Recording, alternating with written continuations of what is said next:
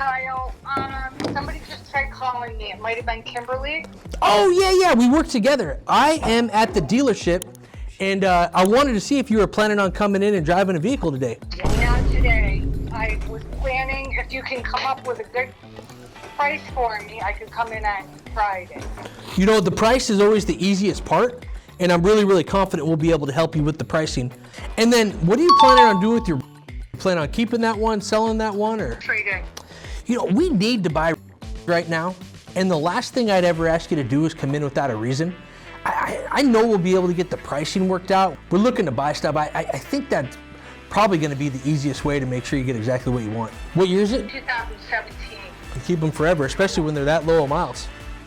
So, but the interest rate was high on that. Yeah, that's all right. I don't know why. No, we'll get the interest rate all figured out. So we work with almost every lender and every credit union in the state.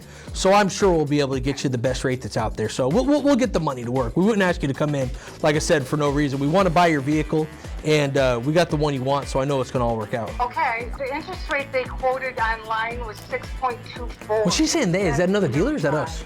I have excellent credit, so Okay. it shouldn't be that high.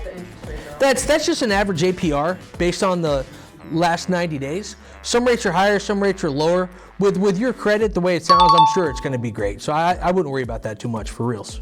I'm out running errands, so Yeah. let me know. You know, we actually have 0.9% financing available. Pardon me? 0.9% financing is available too. Right. Yeah. I mean, that's okay. Yeah, we just need to look at it, and sometimes with a nice vehicle like that with low miles, we get pretty aggressive on those. So that's probably a starting point, and you know, we'll take a look at it. Sometimes it's higher, sometimes it's lower. We need vehicles like that, and with low miles, the way you're describing it, I know it's going to be something we want. Okay. Yeah. All right. And you said Friday was the soonest it was available for you?